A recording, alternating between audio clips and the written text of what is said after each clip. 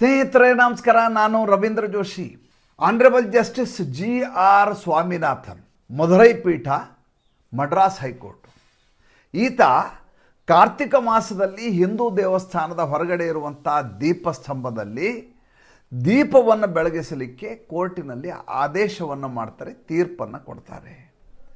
ಎಂಥ ದೊಡ್ಡ ಪ್ರಮಾದವನ್ನು ಮಾಡಿಬಿಟ್ರಿ ಇವರು. ಹಿಂದೂ ದೇವಸ್ಥಾನದಲ್ಲಿ ಕಾರ್ತಿಕ ಮಾಸದಲ್ಲಿ ದೀಪ ಹಚ್ಚಲಿಕ್ಕೆ ಅನುಮತಿ ಕೊಡೋದ?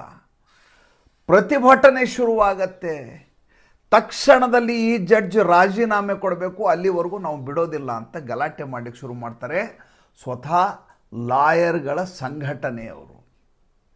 ಇಷ್ಟಕ್ಕೆ ಮುಗಿಯೋದಿಲ್ಲ, ಅಲ್ಲಿಂದ ಸಂಸತ್ತಿನಲ್ಲಿ ಇದರ ಪ್ರತಿಧ್ವನಿ ಆಗತ್ತೆ.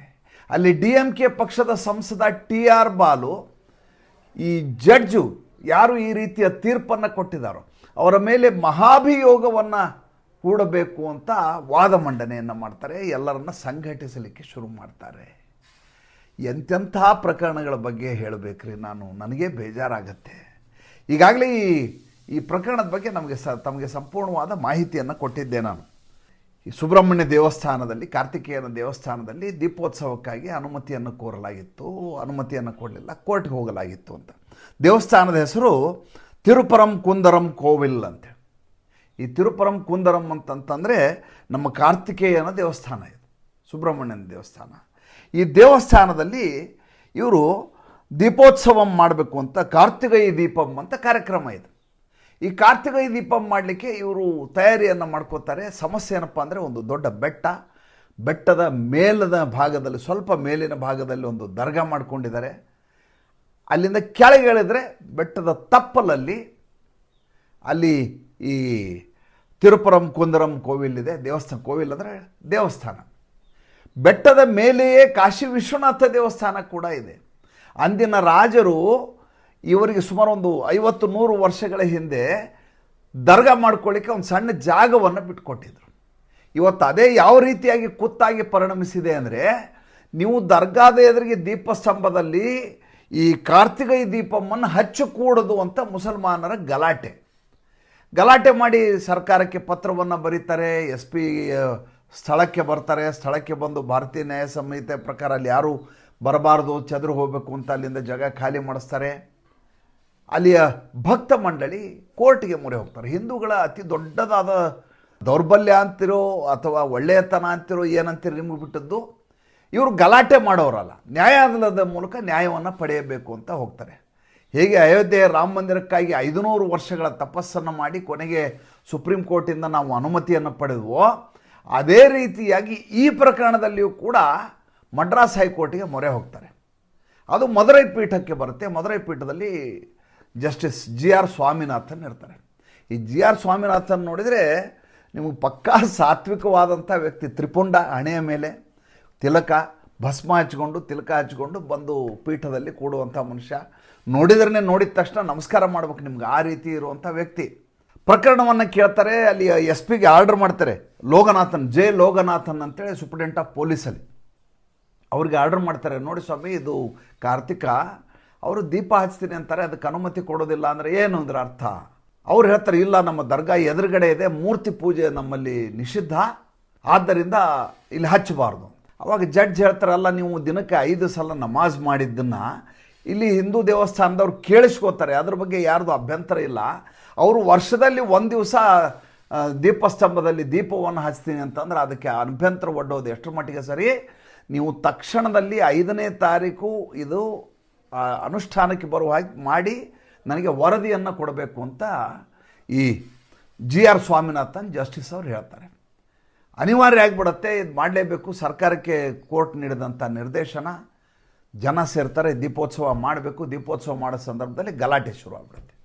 ಸ್ವತಃ ಸರ್ಕಾರವೇ ದೇವಸ್ಥಾನದ ವಿರುದ್ಧವಾಗಿ ನಿಂತು ಗಲಾಟೆಯಲ್ಲಿ ಪಾಲ್ಗೊಳ್ಳುತ್ತೆ. ಎಲ್ಲಿಯಾದರೂ ಈ ರೀತಿ ಕೇಳಿದ್ದೀರಾ? ತಮಿಳುನಾಡಿನಲ್ಲಿ ಇದು ನಡೀತಾ ಇದೆ. ಗಲಾಟೆ ನಡೆಯುತ್ತೆ. ದೀಪಸ್ತಂಭದ ಮೇಲೆ ದೀಪೋತ್ಸವ ಮಾಡಲಿಕ್ಕೆ ಸಾಧ್ಯವೇ ಆಗೋದಿಲ್ಲ. ಕಾರ್ತಿಕೈ ದೀಪಮ್ಮು ಮಾರನೇ ದಿವಸ ಮತ್ತೆ ಸಂಜೆ ಸೇರಲಾಗ್ತದೆ. ಮತ್ತೆ ಮಾರನೇ ದಿವಸ ಇದೇ ರೀತಿಯ ಗಲಾಟೆ ಆಗತ್ತೆ. ಯಾವ ಸ್ಥಿತಿಗೆ ಬಂದ್ಬಿಡತ್ತೆ ಅಂತಂದರೆ, ಇವ್ರು ಮಾಡಲಿಕ್ಕೆ ಸಾಧ್ಯ ಇಲ್ಲ ಅನ್ನೋ ಸ್ಥಿತಿಗೆ ಬಂದಾಗ ಇನ್ನು ಸುಪ್ರೀಂ ಕೋರ್ಟ್ ಹೋಗಬೇಕು ಅಂತ ದೇವಸ್ಥಾನದವ್ರು ತೀರ್ಮಾನ ಮಾಡ್ತಾರೆ. ಅಷ್ಟರಲ್ಲಿ ಅಲ್ಲಿ ಫೆಡರೇಷನ್ ಆಫ್ ಲಾಯರ್ಸ್ ಆರ್ಗನೈಸೇಷನ್, ವಕೀಲರ ಸಂಘಟನೆ, ಇದು ಸೆಕ್ಯುಲರ್ ವಕೀಲರಂತೆ, ಡೆಮಾಕ್ರಸಿಯನ್ನು ಉಳಿಸಲಿಕ್ಕೆ ಮಾಡುವಂಥ. ಇವರು ಕೋರ್ಟಿನ ಎದುರುಗಡೆ ಪ್ರತಿಭಟನೆ. ಅವರು ಏನಂತ ಪ್ರತಿಭಟನೆ? ಜಸ್ಟಿಸ್ GR ಸ್ವಾಮಿನಾಥನ್ ಅವರು ರಾಜೀನಾಮೆಯನ್ನು ಕೊಡಬೇಕು. ಯಾಕೆ ರಾಜೀನಾಮೆ ಕೊಡಬೇಕು? ಅವರ ತೀರ್ಪು ಯೋಗ್ಯವಾಗಿಲ್ಲ, ಅದಕ್ಕೆ ರಾಜೀನಾಮೆ ಕೊಡಬೇಕು. ಇದು ಒಬ್ಬ ಜನಸಾಮಾನ್ಯವರು ಈ ರೀತಿ ಗಲಾಟೆಯನ್ನು ಮಾಡಿದರೆ ನಾವು ಒಪ್ಪೋಣ. ಅವರಿಗೆ ನ್ಯಾಯಾಲಯದ ರೀತಿ ರಿವಾಜುಗಳು ಗೊತ್ತಿರೋದಿಲ್ಲ, ಜಡ್ಜ್ ಅವರ ಸ್ಟ್ಯಾಂಡೈ ಏನಿರುತ್ತೆ ಅನ್ನೋದ್ರ ಬಗ್ಗೆ ಗೊತ್ತಿರೋದಿಲ್ಲ, ಅವರ ಅಧಿಕಾರ ವ್ಯಾಪ್ತಿ ಏನು ಅಂತ ಗೊತ್ತಿರೋದಿಲ್ಲ. ಜನಸಾಮಾನ್ಯರು ದುಂಡಾವರ್ತನೆ ಮಾಡಿ ಕೋರ್ಟ್ ಮುಂದೆ ಬಂದು ಗಲಾಟೆ ಮಾಡಿದರು ಅಂದರೆ ಒಪ್ಕೊಳ್ಳುವಂಥ ಮಾತು. ವಕೀಲರೇ ಅಲ್ಲಿ ತಮ್ಮ ಜಡ್ಜು, ತಮ್ಮ ಫ್ರೆಟರ್ನಿಟಿಯಲ್ಲಿರುವಂಥ ಒಬ್ಬ ನ್ಯಾಯಾಧೀಶರ ವಿರುದ್ಧವಾಗಿ ಕೋರ್ಟ್ ಎದುರುಗಡೆ ಪ್ರತಿಭಟನೆ ನಡೆಸ್ತಾರೆ ಅಂದರೆ ಭಾರತ ದೇಶದಲ್ಲಿ ಯಾವ ಸ್ಥಿತಿಗೆ ಬಂದು ನಿಂತಿದ್ದೀವಿ ಅನ್ನೋದನ್ನು ಇವತ್ತು ನಾವು ಆಲೋಚನೆ ಮಾಡಬೇಕಾದಂಥ ಸಂದರ್ಭ. ಇಷ್ಟಕ್ಕೆ ಮುಗಿಯೋದಿಲ್ಲ. ಇಲ್ಲಿ ವಕೀಲರು ಜಡ್ಜ್ ಎದುರುಗಡೆ ಜಡ್ಜ್ ಅವರ ಕೋರ್ಟ್ ಮುಂದ್ಗಡೆ ಗಲಾಟೆ ಮಾಡ್ತಾರೆ. ಅಲ್ಲಿ TR ಬಾಲು, ಆತ ಜನಪ್ರತಿನಿಧಿ, ಆತ ಹಿಂದೂಗಳ ಮತವನ್ನು ಪಡೆದೇ ತಮಿಳುನಾಡಿನಲ್ಲಿ ಸಂಸತ್ ಸದಸ್ಯನಾಗಿರೋದು. TR ಬಾಲು DMK ಅವ್ರು ಕೇವಲ ಮುಸಲ್ಮಾನರು ಕ್ರಿಶ್ಚಿಯನ್ರ ಮತ ಹಾಕಿ ಗೆಲ್ಸಿರೋದಿಲ್ಲ, ಹಿಂದೂಗಳ ಮತನೂ ಬಿದ್ದಿರ್ತವೆ. ಜೊತೆಗೆ ಹಿಂದೂ ದೇವಸ್ಥಾನದ ಒಂದು ಕಾರ್ತಿಕ ಇದು. ಆತ ಮಾಡಿರೋ ತಪ್ಪೇನಪ್ಪ, ಇವರು ಜಡ್ಜು ಅಂದರೆ ಇವರು ತೀರ್ಪನ್ನು ಕೊಟ್ಟರು, ಆ ತೀರ್ಪು ಸರಿ ಇಲ್ಲ, ಅದಕ್ಕೆ ಅವ್ರ ವಿರುದ್ಧ ಮಹಾಭಿಯೋಗ. ಎಲ್ಲರೂ ಈ ರೀತಿ ಕೇಳಿದ್ರನ್ರಿ. ಅಂದರೆ ಈಗ ಭಾರತ ದೇಶದ ಸ್ಥಿತಿ ಹೇಗಿದೆ ಅಂದರೆ, ಯಾರಾದರೂ ಹಿಂದೂಗಳ ಪರವಾಗಿ ಮಾತನಾಡುವಂಥ ಜಡ್ಜ್ ಇದ್ದರೆ ಅವರ ಮೇಲೆ ಮಹಾಭಿಯೋಗ ತರ್ತೀನಿ ಅಂತ ಹೇಳೋದು, ವಾಗ್ದಂಡನೆ ಮಾಡಿಸ್ತೀನಿ ಅಂತ ಹೇಳೋದು, ರಾಜೀನಾಮೆಗೆ ಒತ್ತಾಯ ಹೇರ್ತೀವಿ ಅಂತ ಹೇಳೋದು, ಈ ರೀತಿಯಾದಂಥ ನಡವಳಿಕೆ ಇತ್ತೀಚಿನ ದಿವಸದಲ್ಲಿ ಜಾಸ್ತಿ ಆಗಿದೆ. ಒಂದು ಸಂಚಿಕೆ ಮಾಡಬೇಕಾಗಿತ್ತು, 2 ದಿವಸ ತಡ ಆಯಿತು ಅಂತ ಮೊನ್ನೆ ಭಾನುವಾರ ಮಾಡಲಿಲ್ಲ. ಭಾಳ ಮುಖ್ಯವಾದ ವಿಷಯವನ್ನು ತಮಗೆ ಹೇಳಬೇಕಾಗಿತ್ತು. ಏನಪ್ಪ ಅಂದರೆ, ಈಗ ನಮ್ಮ ಚೀಫ್ ಜಸ್ಟಿಸ್ ಆಫ್ ಇಂಡಿಯಾ ಇದ್ದಾರಲ್ಲ, ಅವರು ಇತ್ತೀಚೆಗೆ ಹಿಂದೂ ಧರ್ಮದ ಪರವಾಗಿ 1-2-3 ಜಡ್ಜ್ಮೆಂಟ್ ಕೊಟ್ಟರು. ಜಡ್ಜ್ಮೆಂಟ್ ಕೊಟ್ಟ ಕೂಡಲೇ ಯಾವ ಸ್ಥಿತಿಗೆ ಅವ್ರನ್ನ ತರಲಾಗಿದೆ ಈಗ ಅಂದರೆ, ಭಾರತ ದೇಶದಲ್ಲಿರುವಂಥ ನಿವೃತ್ತ ನ್ಯಾಯಾಧೀಶರು, ಒಂದಷ್ಟು ಜನ ವಕೀಲರು, ಒಂದಷ್ಟು ಜನ ವರಿಷ್ಠರು ಈ ದೇಶದಲ್ಲಿರೋರು, ಅಷ್ಟು ಎಲ್ಲ ಜನ ಸೇರಿ ಅವರ ವಿರುದ್ಧ ಪತ್ರವನ್ನು ಬರೆದಿದ್ದಾರೆ. ಆಮೇಲೆ ಈ ವಕೀಲರು ಯಾರಿದಾರಲ್ಲ, ಹಿರಿಯ ವಕೀಲರು ಅಂತ ಹೇಳ್ತಾ ಇದ್ದಲ್ಲ, ಇವರೆಲ್ಲ ಒಂದು ಕಾಲಕ್ಕೆ ಹೈಕೋರ್ಟಿನಲ್ಲಿ ಜಡ್ಜ್ ಆಗಿದ್ದವರು ಸುಪ್ರೀಂ ಕೋರ್ಟಿಗೆ ಬಂದು ವಕೀಲರಾಗ್ತಾರೆ. ಅವರು ಸೇವಾ ನಿವೃತ್ತಿ ಅವಧಿ ಕಡಿಮೆ ಇರುತ್ತೆ, ಸುಪ್ರೀಂ ಕೋರ್ಟ್ ಸೇವಾ ನಿವೃತ್ತಿ ಅವಧಿ ಜಾಸ್ತಿ ಇದೆ. ಆ 3 ವರ್ಷದ ಗ್ಯಾಪ್ ಇದೆ. ಇಲ್ಲಿ ಇವರು ಇಲ್ಲಿ ಜಡ್ಜ್ ಆಗಿ ಕೆಲಸ ಮಾಡಿರೋದು ಹೈಕೋರ್ಟಾಗಿ ಜಡ್ಜ್ ಆಗಿ ಕೆಲಸ ಮಾಡಿ ನಿವೃತ್ತಿ ಆದ ಮೇಲೆ ಗಣ್ಯರಾಗಿ ಅದಕ್ಕೆ ತಕ್ಕ ಹಾಗೆ ತಮ್ಮ ಪ್ರತಿಷ್ಠೆ ಏನಿದೆ ಅದನ್ನು ಉಳಿಸ್ಕೊಂಡಿರಬೇಕು. ಸುಪ್ರೀಂ ಕೋರ್ಟ್ ಹೋಗಿ ಲಾಯರ್ ಆದ ಮೇಲೆ ಅಲ್ಲಿ ತಮ್ಮ ಪ್ರಾಕ್ಟೀಸನ್ನು ಮಾಡಬೇಕು, ಅದರ ಬಗ್ಗೆ ಅಭ್ಯಂತರ ಇಲ್ಲ. ಆದರೆ ಅಲ್ಲಿ ಹೋದ ಮೇಲೆ ಈ ರೀತಿಯಾದಂಥ ಪ್ರೊಪಗ್ಯಾಂಡ ಮಾಡೋದು ಮತ್ತು ಒಳಗಿಂದೊಳಗೆ ತಂತ್ರಗಾರಿಕೆ ಮಾಡೋದು, ಅವರ ಮೇಲೆ ಒತ್ತಡವನ್ನು ಹೇರೋದು. ಈಗ ಚೀಫ್ ಜಸ್ಟಿಸ್ ಆಫ್ ಇಂಡಿಯಾ ವಿರುದ್ಧ ಇವರೆಲ್ಲ ಸೇರಿ ಒಂದು ಪ್ರತಿಭಟನೆಯನ್ನು ಮಾಡಲಿಕ್ಕೆ ಅವ್ರ ವಿರುದ್ಧ ಪತ್ರವನ್ನು ಬರೆದಿದ್ದಾರೆ. ನೀವು ಕೊಡ್ತಾ ಇರೋ ಜಡ್ಜ್ಮೆಂಟ್ಗಳು ನಮಗೆ ಸಮಾಧಾನ ಇಲ್ಲ, ಈ ದೇಶದ ಪ್ರಜಾಪ್ರಭುತ್ವ ವ್ಯವಸ್ಥೆಗೆ ಸರಿಯಾದಂಥ ತೀರ್ಪುಗಳಲ್ಲ ಇವು, ನೀವು ಇತ್ತೀಚೆಗೆ ತೆಗೆದುಕೊಂಡಿರುವಂಥ ಶಿಷ್ಟಾಚಾರವನ್ನೆಲ್ಲ ಬಲಿ ಕೊಡ್ತಾ ಅಂದರೆ ಇವರಿಗೆ ಈಗ ಪ್ರಾಮಿನೆನ್ಸಲ್ಲಿ ಕೇಸುಗಳು ಅಡ್ಮಿಟ್ ಮಾಡಿಕೊಡ್ತಾ ಇಲ್ಲ, ಅದಕ್ಕೆ ಇವರಿಗೆ ಸಮಾಧಾನ ಇಲ್ಲ. ಕಪಿಲ್ ಸಿಬಲ್ಲು, ಅಭಿಷೇಕ್ ಮನು ಸಿಂಘ್ವಿ ಉಳಿದ ಲಾಯರ್ಗಳ ಥರನೇ ನೀವು, ದುಷ್ಯಂತ್ ದವೆ ಇವರೆಲ್ಲ ನೀವು ಉಳಿದ ಲಾಯರ್ಗಳ ಥರನೇ, ನಿಮ್ಮ ಓರಲ್ ಸಬ್ಮಿಷನ್ ಎಲ್ಲ ಇಲ್ಲ, ನೀವು ಹೇಳಿದ ತಕ್ಷಣ ಕೇಸನ್ನು ವಿಚಾರಣೆಗೆ ತೆಗೆದುಕೊಳ್ಳೋದಿಲ್ಲ, ನೀವು ಕೂಡ ಬೇರೆದವರಾಗಿ ಮೇಲ್ ಹಾಕಬೇಕು, ಅದು ಆದ್ಯತೆಯ ಮೇರೆಗೆ ತೆಗೆದುಕೊಳ್ಳಲಾಗತ್ತೆ, ಕ್ರೈಸಿಸ್ ಇರುವಂಥ ಎಮರ್ಜೆನ್ಸಿ ಕೇಸ್ಗಳಿಗೆ ಅದಕ್ಕೆ ಆದ್ಯತೆಯನ್ನು ಕೊಡಲಾಗತ್ತೆ. ಈ ರೀತಿಯಾಗಿ ಈಗಿರೋ ಚೀಫ್ ಜಸ್ಟಿಸ್ ಆಫ್ ಇಂಡಿಯಾ ಒಂದಷ್ಟು ಶಿಷ್ಟಾಚಾರಗಳನ್ನು ಪಾಲಿಸುವ ಕೆಲಸ ಮಾಡಿದ್ದಾರೆ. ಇದನ್ನು BR ಗವಾಯಿ ಅವರು ಮಾಡ್ತೀನಿ ಅಂತ ಹೇಳಿದ್ರು, ಮಾಡಲೇ ಇಲ್ಲ. ಈಗ ಈ ಜಡ್ಜ್ ವಿರುದ್ಧ ಇವ್ರದ್ದು ಗಲಾಟೆ, ಸುಪ್ರೀಂ ಕೋರ್ಟ್ ಚೀಫ್ ಜಸ್ಟಿಸ್ ಮೇಲೆ ಗಲಾಟೆ. ಹಿಂದೆ ನಿಮ್ಗೆ ನೆನಪಿದೆಯಲ್ಲೋ ಗೊತ್ತಿಲ್ಲ, ಹಿಂದೆ ರಾಮ ಮಂದಿರದ ಜಡ್ಜ್ಮೆಂಟ್ ಸಮಯ ಕಪಿಲ್ ಸಿಬಲ್ ಒಂದು ಮಾತು ಹೇಳಿದರು, ಈಗ ನೀವು ಜಡ್ಜ್ಮೆಂಟ್ ಕೊಡಕೂಡದು, ಯಾಕೆ ಕೊಡಬಾರ್ದು ಅಂದರೆ 2019ರಲ್ಲಿ ಚುನಾವಣೆ ಬಂದ್ಬಿಡುತ್ತೆ, ಲೋಕಸಭಾ ಚುನಾವಣೆ, ನೀವೇನಾದರೂ ಜಡ್ಜ್ಮೆಂಟ್ ಕೊಟ್ಟದ್ದೇ ಆದರೆ ಈಗ ಇದು ಭಾರತೀಯ ಜನತಾ ಪಾರ್ಟಿಗೆ ಲಾಭ ಆಗುತ್ತೆ, ಅದರಿಂದ ಜಡ್ಜ್ಮೆಂಟ್ ಕೊಡಬಾರ್ದು ಅಂತ. ಒಬ್ಬ ವಕೀಲ, ಒಬ್ಬ ಸುಪ್ರೀಂ ಕೋರ್ಟಿನ ಜಡ್ಜು, ಕಾನ್ಸ್ಟಿಟ್ಯೂಷನ್ ಬೆಂಚ್ನಲ್ಲಿ ಕೂತಂಥ ಜಡ್ಜ್ಗಳ 5 ಜನ ಅವರು ರಾಜಕೀಯದ ಸ್ಥಿತ್ಯಂತರವನ್ನು ಗಮನಿಸಿಕೊಂಡು ತೀರ್ಪು ಕೊಡಬೇಕು, ಮೆರಿಟ್ ಮೇಲೆ ಅಲ್ಲಂತೆ. ಮೆರಿಟ್ ಏನು ಹೇಳುತ್ತೆ ಅದನ್ನು ಕೊಡೋದಲ್ಲ. ಇವತ್ತು ಮಳೆಗಾಲ ಇದೆ ಕೊಡಬೇಡಿ, ಇವತ್ತು ಚಳಿಗಾಲ ಇದೆ ಕೊಡಬೇಡಿ, ಈ ರೀತಿಯಾದಂಥ ಆಲೋಚನೆಯ ಜನ. ಎಂಥ ವಿಚಿತ್ರವಾದ ಸನ್ನಿವೇಶ ನೋಡಿ. ಆಮೇಲೆ ಮಿಶ್ರಾ ಅವರು ಜಡ್ಜ್ ಆಗಿದ್ದ ಸಂದರ್ಭದಲ್ಲಿ ಇದನ್ನು ಜಡ್ಜ್ಮೆಂಟ್ ತೊಗೋತೇನೆ ಅಂದಾಗ ಅವ್ರ ಮೇಲೆ ಮಹಾಭಿಯೋಗ ತರ್ತೇನೆ ಅಂತ ಹೇಳಿ ಯಾವ ರೀತಿಯ ದೀಪಕ್ ಮಿಶ್ರಾ ಅವರು ನಾನು ನನ್ನ ಸೇವಾವಧಿಯೊಳಗಡೆ ಈ ಪ್ರಕರಣವನ್ನು ಇತ್ಯರ್ಥಪಡಿಸ್ತೀನಿ ಅಂದ್ಕೊಳ್ಳಿ. ಇವ್ರಿಗೆಲ್ಲ ಟೆನ್ಷನ್ ಆಗಿಬಿಡ್ತೀವಿ. ಟೆನ್ಷನ್ ಆಗಿ ಇವ್ರ ಮೇಲೆ ನಾವು ಮಹಾಭಿಯೋಗ ತರ್ತೀವಿ ಅಂತ. ಇನ್ನೇನು ಅವರು ಕೋರ್ಟಿಗೆ ಹೋಗಬೇಕು, ಇಲ್ಲಿ ಮಹಾಭಿಯೋಗ ತರಲಿಕ್ಕೆ ಪ್ರಯತ್ನ ಮಾಡ್ತಾ ಇದ್ದಾರೆ. ಕಪಿಲ್ ಸಿಬಲ್ ಎಲ್ಲ ಪ್ರಯತ್ನ ಮಾಡ್ತಾ ಇದ್ದಾರೆ. ಸರಿಯಾಗಿ ಅದೇ ಸಮಯಕ್ಕೆ ಆತ ದೀಪಕ್ ಮಿಶ್ರಾ ತಮ್ಮ ನಿರ್ಧಾರವನ್ನು ಹಿಂತೆಗೊಂಡ್ರು. ಇಲ್ಲ, ನಾನೀಗ ಇದ್ರ ಬಗ್ಗೆ ಇತ್ಯರ್ಥ ಮಾಡೋದಿಲ್ಲ ಅಂತ. ಅವಾಗ ಅವ್ರ ಮೇಲೆ ವಾಗ್ದಂಡನೆಯನ್ನು ಮಾಡೋದು, ಮಹಾಭಿಯೋಗ ಮಾಡೋದನ್ನು ತಡೆ ಹಿಡಿಯೋರು ಕಪಿಲ್ ಸಿಬಲ್. ಅಂದರೆ ಇದು ಬ್ಲ್ಯಾಕ್ ಮೇಲ್ ತಂತ್ರವನ್ನು ಇವರು ಅನುಸರಿಸ್ತಾರೆ. ಬೇಲಾ ತ್ರಿವೇದಿ ಅಂತ ಜಡ್ಜ್, ಪಾಪ ಹೆಣ್ಮಗಳು ಇವ್ರು ಹೇಳಿದವ್ರಿಗೆ ಜಾಮೀನು ಕೊಡೋದಿಲ್ಲ ಅಂಥೇಳಿ ಈ ದೇಶದ್ರೋಹಿ ಪ್ರಕರಣದಲ್ಲಿದ್ದಂಥವ್ರನ್ನ ಇವ್ರಿಗೆ ಜಾಮೀನು ಕೊಡು ಅಂತ ಕಪಿಲ್ ಸಿಬಲ್ಲು, ಅಭಿಷೇಕ್ ಮನು ಸಿಂಘ್ವಿ ನಿರಂತರವಾದಂಥ ಕಿರುಕುಳ. ಸರ್ಜಿಲ್ ಇಮಾಮ್ನಂಥವ್ರಿಗೆ ಆಕೆ ಆ ರೀತಿ ಇದ್ದವ್ರಿಗೆ ಜಡ್ಜ್ಮೆಂಟ್ ಇದನ್ನು ಕೊಡ್ಲಿಕ್ಕೆ ಬರೋಲ್ಲ, ಜಾಮೀನು, ಅವ್ರ ಮೇಲೆ ಸಾಕ್ಷ್ಯಾಧಾರಗಳು ಸಿಕ್ಕಾಪಟ್ಟೆ ಇದಾವೆ ಅಂತ ಹೇಳಿದರೆ ಆಕೆ ನಿವೃತ್ತಿ ಆದ ಮೇಲೆ ಪರಂಪರೆಯ ಪ್ರಕಾರ, ಶಿಷ್ಟಾಚಾರದ ಪ್ರಕಾರ ಆಕೆಗೆ ಸೆಂಡ್ ಆಫ್ ಕೊಡಬೇಕು, ಬೀಳ್ಕೊಡುಗೆಯನ್ನು ಮಾಡಬೇಕು. ಆಕೆ ಹೊರಗಡೆ ಹೋಗಿದ್ದೆ, ನಿವೃತ್ತಿ ಆಗಿದ್ದೇ ಜನರಿಗೆ ಗೊತ್ತಾಗಲಾರ್ದಾಗೆ ಈ ಕಪಿಲ್ ಸಿಬಲ್ ಅವರ ಕಾಕಸ್ನವರು ಅದನ್ನು ಮ್ಯಾನೇಜ್ ಮಾಡಿದರು. ಇದು ಈ ದೇಶದಲ್ಲಿ ಈ ಸಿಸ್ಟಮಲ್ಲಿ ನಡೀತಾ ಇರೋ ವ್ಯವಸ್ಥೆ. ಏನಾಗಿದೆ ಅಂದರೆ, ನಾವು ಹೇಳಿದ ಹಾಗೆ ಕೋರ್ಟ್ಗಳು ಕೇಳಬೇಕು, ನಾವು ಹೇಳಿದ ಹಾಗೆ ಜಡ್ಜ್ಗಳು ಕೇಳಬೇಕು.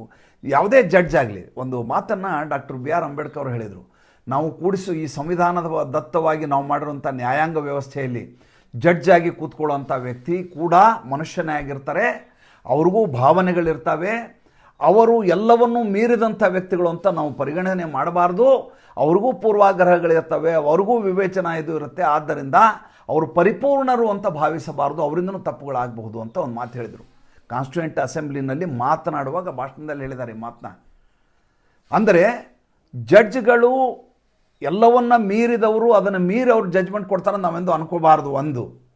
ಎರಡನೇದು, ಈ ರೀತಿ ಒತ್ತಡವನ್ನು ಹೇರಿದಾಗ ಜಡ್ಜ್ಗಳು ಬ್ಯಾಕ್ಫುಟ್ ಆಗ್ತಾರಲ್ಲ, ಅದು ಈಗ ಆಗ್ತಾ ಇರುವಂಥ ಸಮಸ್ಯೆ. ಈಗ ನೋಡಿ, ಮುಂದಿನ ಬಾರಿ ಜಡ್ಜ್ಮೆಂಟ್ ಕೊಡುವ ಸಂದರ್ಭದಲ್ಲಿ ಈ ಮದುರೈ ಬೆಂಚ್ನಲ್ಲಿರುವಂಥ ಆನರೇಬಲ್ ಜಸ್ಟಿಸ್ ಇದಾರಲ್ಲ GR ಸ್ವಾಮಿನಾಥನ್, ಅವರು 10 ಸಲ ಆಲೋಚನೆ ಮಾಡ್ತಾರೆ. ಹಿಂದೂಗಳ ಪರವಾಗಿ ನಾನು ಜಡ್ಜ್ಮೆಂಟ್ ಕೊಟ್ಟರೆ ನಾಳೆ ನನ್ನ ವಿರುದ್ಧ ಪ್ರತಿಭಟನೆ ನಡೆಯುತ್ತೆ, ನನ್ನ ಮಕ್ಕಳಿಗೆ, ನನ್ನ ಹೆಂಡತಿಗೆ, ನನ್ನ ಸಂಬಂಧಿಕರೆದುರಿಗೆ ನನಗೆ ಅವಮಾನ ಆಗುತ್ತೆ, ನಾನ್ಯಾಕೆ ಜಡ್ಜ್ಮೆಂಟ್ ಕೊಡಬೇಕು ಅಂತಾರೆ, ಮುಂದೆ ಹಾಕ್ತಾರೆ. ಇಲ್ಲರ ಹಿಂದುತ್ವದ ವಿರುದ್ಧವಾಗಬೇಕಾದಂಥ ಜಡ್ಜ್ಮೆಂಟನ್ನು ಕೊಡ್ತಾರೆ.